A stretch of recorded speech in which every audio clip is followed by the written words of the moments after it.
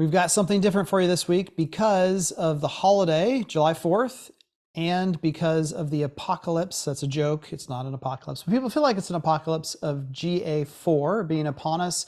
We want to make sure that we had all the extra hours of the Do You Convert team available to help our builder partners with that transition in a shortened week. And so we didn't record an episode of the podcast, but we've got something incredible for you. I want to give you the context before we hit go. And that is a very special episode of Online People Talking with Jen Barkan. That is our streaming program that's on a regular basis, at least once a month, sometimes more, sometimes a little bit less, but she brings you the inside scoop of what's going on in everything online sales. We know you all are big fans of Jen Barkan and what she does and how she does it. So without further ado, enjoy this special episode of Online People Talking and check out the link in the show notes to see how you can make sure that you don't miss an episode in the future. Everybody, Jen Barkan here, online sales coach with Do You Convert, and we are here for Online People Talking, or OPT, as we like to call it. This series is dedicated to you, the new home online sales specialist, where we'll talk about all things online sales, challenges, scenarios, and most importantly, solutions just for you. And guys, I am so excited to have a very special what are we going to call economic forecaster, analytical, special correspondent join us first before we bring on our online sales guest. Introducing the one and only Mike Lyon. Jen, thank you so much for having me. Why did you bring me on? Were you just hanging on? Were you all just waiting to see who our special correspondent was? I know I was.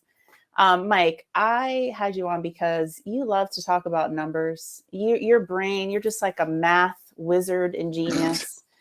And one of the first things that we want to talk about before we bring on our special guest today is we just released the Q1 online sales benchmarks. If you guys haven't seen that, go over to Do You Convert, check that out. We've got the full report for you. But wanted to hop on and share this with you. Wanted to have Mike on to talk through some of that with you. But Mike, what did we see? Was interesting. First quarter. Listen, for those of you tuning in, how many of you guys are doing great on sales? You're hitting your sales goals. Chat out if you're hitting your sales goals as a company, or just chat out hi and tell Jen thank you so much for doing opt-in. Make sure you say hi. So I know we want to see who's tuning in and where you guys are coming from. But we had a lot of builders that are hitting their numbers, right? And they're doing great. And we've got that stuff flowing in. And we're like, okay, this is cool. This is awesome. Now, how does that compare to our benchmarks? We do those benchmarks every quarter. Mm-hmm. And we've got some good information. First of all, here's just a quick little update. 31 markets represented this first quarter of 2023. We had 54,794 total leads measured off of 136 online sales specialists. Yes. And here were the stats. All right. 40% lead to appointment. That's gone up compared to our 2022 averages. 18% appointment to sale, which is flat or the same as 2022. And then the online sales percentage of total sales, that's the big one. It's 43%. That's down from 52%. Not down as in bad. There's reasons why that has gone down. But a 43% contribution rate. So that's an interesting one we just want to talk about just a little bit. Before we jump in and talk about it, I want to show you this. Okay. You got your online. This is crazy to me. Yep. Online sales contribution there on the left, comparatively speaking, but also a 45% increase in total lead volume from Q4. So that number has gone up drastically. That's why we're all like, oh, hey, yay, it's happening. We're all excited. Yeah. But if you compare it to the first quarter of 2022, it was a 49% decrease, almost half of what we saw in the first quarter of 2022. And that's the big swing that we saw over 2022 to the end of the year. Fourth quarter was not so fun. It's picked back up this first quarter, and online sales teams are doing great, but we're seeing a little bit of a miss on that contribution. Jen, we've talked about this internally. We've talked about this with our builder partners. Mm-hmm. And I'm asking this question out to the audience. Why do you think that contribution rate has dropped down almost 9% in this first quarter? What do you think it is? The online sales contribution rate is a percentage of online sales of total sales. What would be your reasons, audience? We want to hear you chat out your smartness. Jen, what are some reasons you think? We have some reasons that we know and some theories for sure. Yeah, I think one of the things is that we're hearing, walk-in traffic is picking up. So anytime that you have more people going directly out on site, bypassing online sales. Also, I think, there is some resistance still when they go to the website and they think, you know what, I don't know that I'm necessarily ready to talk to somebody yet. I'm just going to kind of drive out there and see what's going on. And so a lot of times they just kind of bypass online sales and they go out there and then they end up turning into walk-in traffic. So I think that's affecting the contribution too. Yeah, absolutely. Inventory up. You guys remember this, like when you didn't put anything on the MLS and now we are putting things on the MLS and our realtors are coming out of the woodwork, because they don't have anything to sell. There's like, man. Used homes are down 25% in most markets and new homes, the contribution comparatively speaking is like 30+% in a lot of markets compared to 10%. Yes. So they kind of circle around online sales. So we're definitely seeing that happen. But the final piece that I would say is I do think that there's still a little bit of a hot market hangover and a skills gap for some of our awesome online sales specialists. Just making that shift and making that change to this new market, going deeper with our customers and going the distance and getting them out to appointments. Some of that is just a behavioral thing. It's not a willingness thing. We don't see a whole lot of online sales specialists going, I don't want to pick up the phone. It's just that soft skills, that perfection in that craft. I would say that probably contributes to 3 to 4% of that 9% dip. So maybe almost half. Because we have some top performing companies or established online sales organizations, and their contribution is at 49%. So it hasn't gone down to 43%. So they're a 6% higher rate, but it's been established. They've been, consistently trained. They've been through up markets, down markets, side markets. So that skills gap is what I would encourage everybody who's tuning in to focus on to help move that number up closer to 50%. I do think 50% contribution is still a healthy target. Jen, any thoughts on that? 100% agree. And also I just want to say, like, if you're not at, if you're at a 40% or you're at a 30%, you're not hitting a 50%, don't freak out. Actually that 43% is more like, that's what we saw in 2019, right, Mike? I mean, well, that it was 39% in 2019. Yeah, 39% so in 2019. So, we are turning to a little bit more of a normal situation. So don't freak out, understand the numbers, understand the why behind that. Yeah. And then, some people are saying realtors for sure. Well, and I like what Jen said here. One, better weather. That's true. Pray to homes and self-tour feature. Yeah. Don't forget the self-tour feature. That's when big you have too. Inventory and you have a self-tour opportunity like U2 or something you can put on your doors, people are going to get excited and they're going to go look at those homes. So that's enough from the economic number. The economic forecaster. Yes. But man. The big thing is look at your benchmarks, pay attention to them, compare them consistently, and make sure you're going as far as you possibly can with every single lead and you're maximizing that. Jen, I always love being on opt-in, but let's bring on the real now. Listen, Mike said, you heard it, realtor, increase in realtor. Everybody's seeing an increase in realtor traffic. So we wanted to have on our special guest. Her name is Kassandra VanProyen. Come on, Kassandra. There she is. Hi. Hey, hi. Everybody give her hearts, give her a warm opt-in welcome. Kassandra is the online sales specialist for Olthof Homes, and she is actually a newer online sales specialist. When did you start in the role, Kassandra? I started in the role back in October. So after completing my training with Do You Convert, then I officially started taking leads in November. Okay, so guys, she's been managing leads since November, right? She's a baby online sales specialist in the scheme of things. But she is doing some really great proactive things with real estate agents, realtor outreach, all of those good things, which is so relevant right now because working with real estate agents is a little different, right? This is more like B2B sales. But before we kind of get into some of this, I want everybody to kind of get to know you a little bit. So Kassandra, tell everybody like where in the world you're located, a little bit about the builder you work for.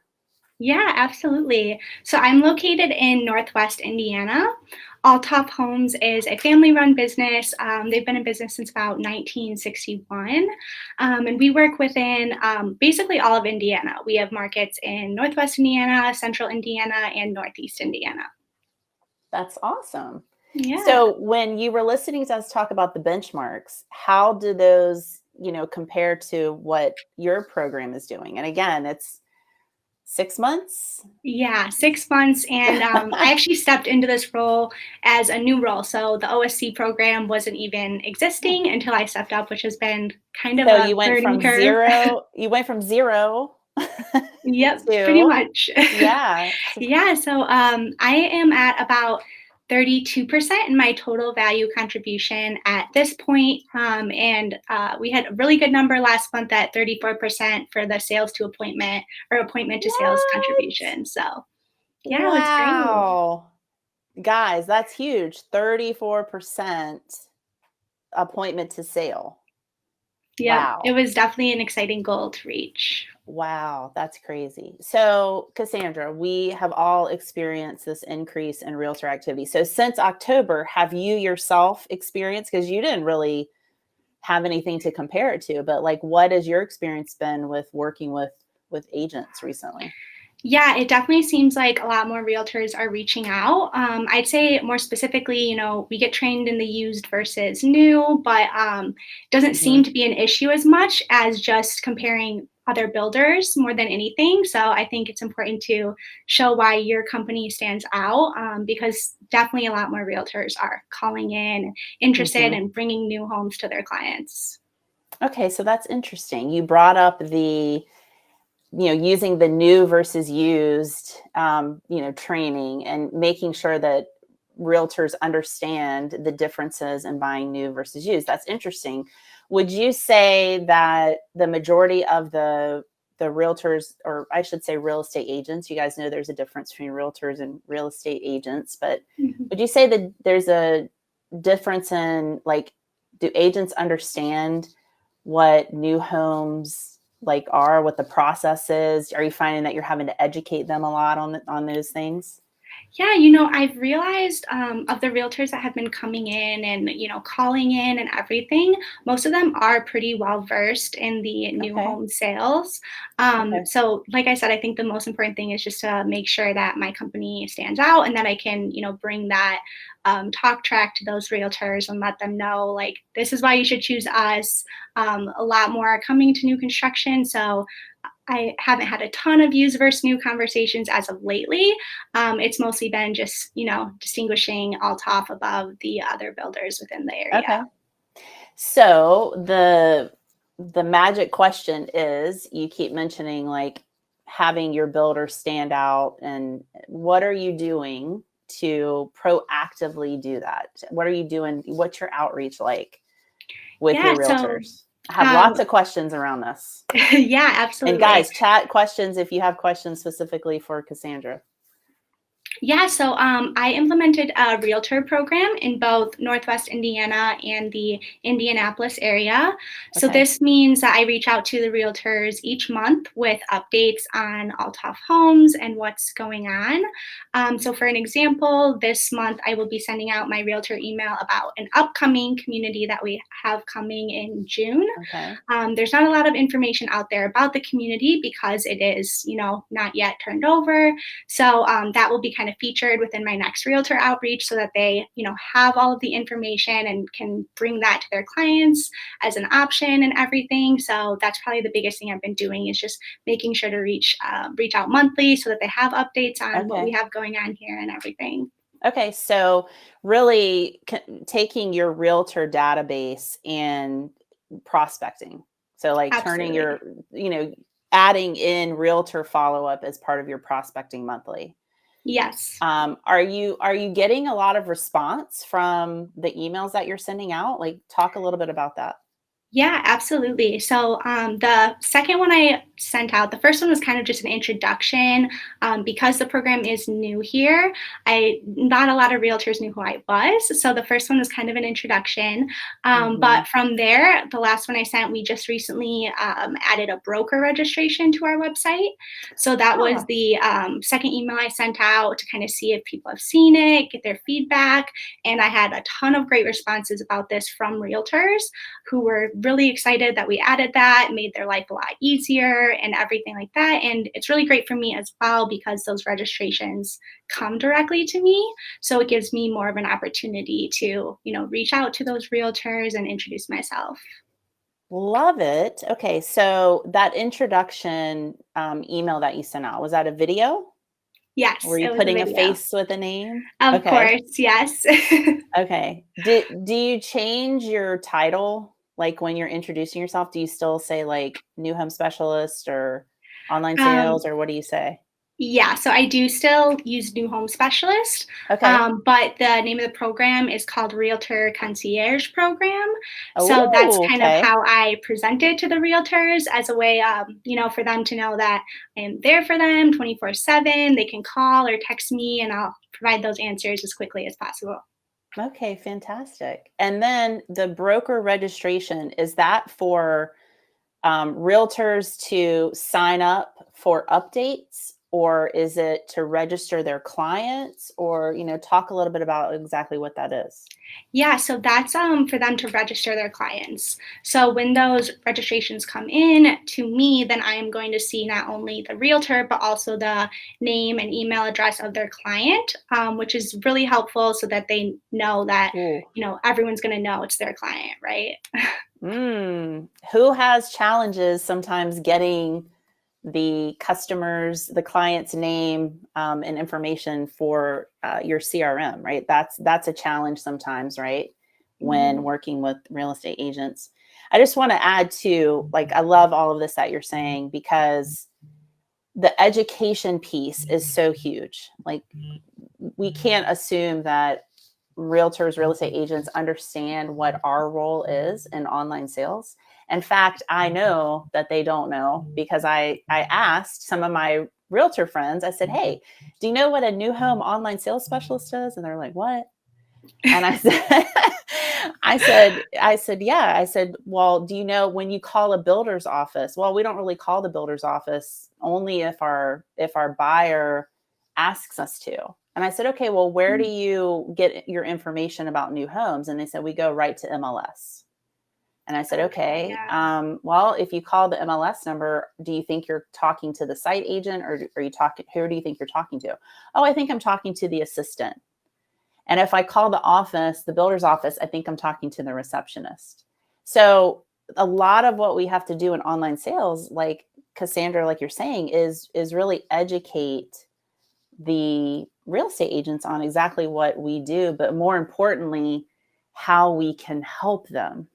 Absolutely, Like, yes. how we can help them. So what's your message out there? Like, when you're talking, like, what do you say? Like, how can you help them as online sales? Yeah. So, what I use to kind of, convince them of the value of talking to me is to remind them that as an OSC, I'm not meeting with clients, I'm not taking those appointments. So, my main concern is the realtor and customer experience. I'm going to be much more available to get them the information that they need to help them look good to their clients and to help save them Ooh. time. Woo. Okay. If you happen to be taking notes, which I am, I'm taking notes. Save them time and help them look good. Customer service, customer experience. Um, you know, I can remember being in the seat, and I was honestly kind of intimidated. I was actually a realtor myself. Oh, wow. And I was kind of intimidated when I would get calls from realtors. Sometimes I would, quite honestly, until I got confident, I would fold like a deck of cards. Hmm. Like, oh, okay, like, like, let me just give you the information, because I didn't really know how to handle it. I think I experienced that when I first started too. Yeah. And I think implementing the realtor program has actually made me Yeah. feel a lot more comfortable and confident with the Yeah. realtors. Oh, I love that so much. So let's talk. I want to go back to something you said and talk a little bit of tech. So in your CRM, how do you segment out? I'm guessing since you have this process and you have this registration, how are you separating out your realtors? And do you have a follow-up process, or is it mainly like a once a month thing that you're doing? Yeah, so I have all of mine with the realtor rating within Lasso, of Okay. course. But on top of that, I have the registration card where I've added the markets. So I have Northwest Indiana and then Central Indiana. So Okay. each realtor within the Lasso CRM has that registrant information filled out. So Central Indiana versus Northwest Indiana. So when I'm Mm, doing my monthly reach out, those are separated because I'm providing information that's relevant to where they are located. So for that, email I'm sending out for a community that's coming in Northwest Indiana, that's not going out to the Central Indiana realtors. oh my gosh. You are just brilliant. Thank There's you. nothing worse than just e-blasting everybody, right? And if there's Mhm. one thing that they will start dismissing your correspondence, right? I remember our friends at BombBomb said you're training people you're training people to open or delete your next message. Mhm. Like the message that you send right now is training people to open or delete the next message that you send them. So if Yeah. you're just e-blasting everybody and not segmenting out your list, like that's huge. So what you said basically was your Northwest realtors are only getting information that's going to pertain to them in Yeah. that market, right? Okay, so that Yes. is huge. That's fantastic. I love that you're doing that. Um, any pro tips that you've learned for just navigating, so if you were talking to me and I said, "Oh, I'm not real confident on the phone with realtors." Is there any pro tips you have, like when you're talking on the phone, that you would recommend to those listening? Well, practice, of course. The more you practice, the better you're going to be at it. And I think really just to be confident that you've trained for this job, you know what you're doing, you have more knowledge about your builder than they're going to have. So just, to remember that when you're talking to them. And Mm, I think also it's going to take them some time to see the value. So when you first start talking to them, if you can answer those questions fast and show your value, they're going to be more inclined to want to work with you in the future. mm, yeah. So practice, and stick with it and be confident in that. I love what you just said about you. Remember, you know more than them, right? And so they're coming to you as a resource. I think too, just adding in those educational things, like you were saying, hey, one of the reasons to work with me is I work with all of our communities. I have the latest up to date information about everything before it even hits MLS. Um, the other thing I wanted to ask you too, you mentioned you're sending out email and you're using video email in some of your monthly messaging and updates. Are you doing anything with phone and text along with that? So what I'll do is I try to make dials out to the people who have opened the videos. Okay. So of course my prospecting dials aren't always where I want them to be as far as the amount, but that's the biggest thing is I'll try to make dials to people who have opened it and see, introduce myself more personally, see if I can help them with anything. When I do get a responsive realtor, I tend to be more communicating via text because that seems to be the best way to get a hold of them with how busy they are all the time. That way, they Yeah. have your direct number and they can reach out and give you a call if they need anything. But text has definitely been the most effective, I've found. Yeah, that's awesome. I think that, when you have those realtors that you do have that good relationship with and you're communicating with, even segmenting further in your CRM to create that VIP group of realtors. And if you had 20 VIP realtors that are like, they're on speed dial, that's all you need. It's like, hey, FYI, just check your email because we just had this new community coming up, or, hey, we just had a inventory back on the market. Check your email, let me know, let's do this, and you just have those that you are constantly in communication with. I think that works like a charm. In fact, when I asked my realtor friends, like, hey, what's the best way to communicate with you? If you had a realtor concierge that was with the builder's office that would update you, would you want that? And they were like, oh my gosh, yes, we would love that. And I said, okay, what's the best way for them to reach you? And they said phone, they said text and voicemail. Leave me a voicemail and then hit me with a text that says, hey, I just left you a voicemail. Check your phone. Like, I've got a home that's going to be perfect. Let's go. Yeah, that's definitely a good idea. I should, work on segmenting that a little bit more, get that smaller list. I like that.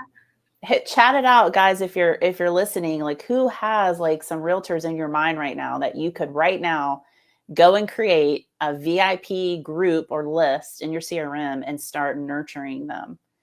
You didn't know you were going to have homework on opt-in, but that's your homework. Okay, I got some rapid fire questions for you, Kassandra. This has been fantastic. You probably can't see this, but everybody is just chiming in. They think this is awesome. In fact, do we have any questions? Our wizard behind the screen, do we have any specific questions for Kassandra before I move to some rapid fire? Let's see. I don't see any specific questions. Everybody just says they love this, Kassandra. So you're helping. Good. You're helping all the people on here because it's hard. It is hard. This is a hard thing that we're doing, but we can't not do this, right? It's a big part of our business right now. And so we've got to embrace it, right? We've got to embrace it. Okay. Some rapid fire questions for you. What is your favorite thing about being an online sales specialist? Yeah, my favorite thing, which I mentioned to Jen, I studied marketing and sales within college. So being the in-between as an OSC, I work with marketing, I get to work with sales. It's really great being able to use that experience, and I'm really passionate about it. Love it. Love it. What would you say is your biggest challenge that you have in the role right now? Lately, since I've been here a little bit longer now, I've noticed my biggest challenge is finding good ways to reach out to my long-term follow-up, to kind of keep it fresh and creative. That's something I'm working on for sure right now. These are your people that are watching, and I guarantee you they're probably going, yes, preach. Prospecting is always the hardest thing. Oh, we have some questions. Yes. What are the questions? Okay, here we go. How do you approach realtors regarding their clients' info, like email and phone numbers? So, absolutely. If this is, outside of that broker registration where I don't have that, I really make sure that they know, if you don't pre-register your client with me and they show up on site, there's no guarantee that you're going to get credit for a sale that goes in. There's no guarantee that you're going to get that commission and be recognized as their realtor. So it's really important that you pre-register them because, of course, everyone wants their money, right? Yes. So I love that, using language like, this is to protect you. We don't want your clients to go out there and go rogue without you. This way we have them registered, you as their agent. Any advice for when realtors are close with the broker? How do you explain you're more available? Okay. So what I think Whitney is saying is they have a relationship on site, right? With Mike Lyon that works out there at Happy Acres. Oh, we've been working together for years. I've got a relationship with Mike. I'm just going to go directly to them. Any advice for how you could insert yourself there? Yeah, so that's definitely something I struggle with a lot. Being that it's such a new position here, most of the realtors do have a really good relationship with our on-site sales professionals, which Yeah. is great, obviously. But I really just try to, like I said, show my value to them more than anything. Mhm. So what that means is just, responding to them as quickly as possible, making sure that I send out that information as quickly as possible, and also Mhm. asking permission and following their leads on certain things, like, do you want me to reach out to your client? Do you prefer that I stay in touch with you? Different things like that, because I think the more you show your value, the more willing they are to work with Yeah. you and actually set up that appointment through you as Yeah. well. I love that. I think I would play on the oh, well, if you're friends with Mike, you know how he like never answers his phone. So I actually work with Mike. I'm a part of his team.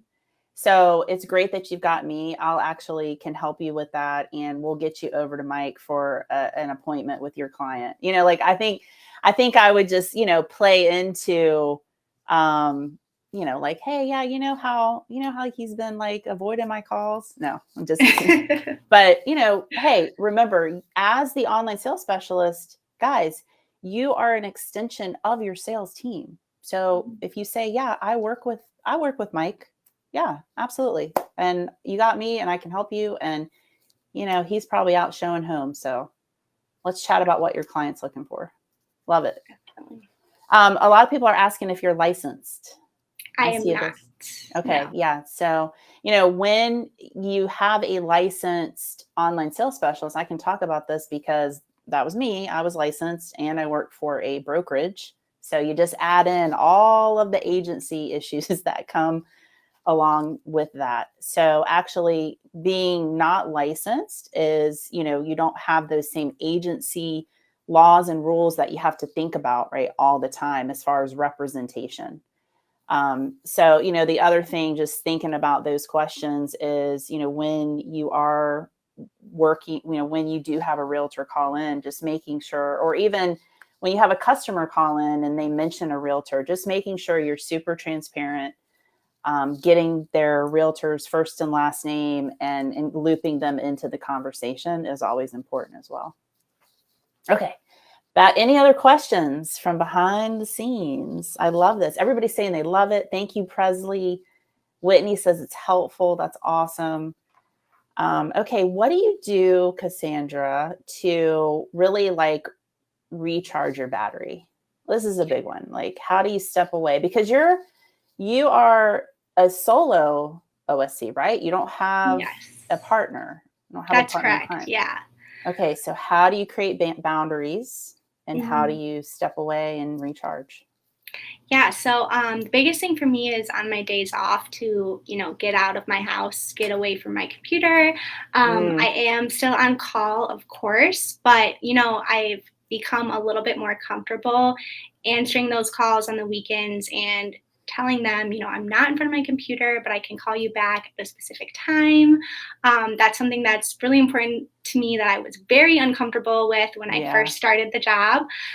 So I think that's something that I still am working on, but something I've, learned to be more comfortable with in order to recharge that battery. And it is so important for me to just get outside since, being in this position, you're in front of your computer, you're in an office, or you're at your house a lot. So that's a big thing for me. Yes. Yes. So step away, everybody, from the screen every now and then and set boundaries.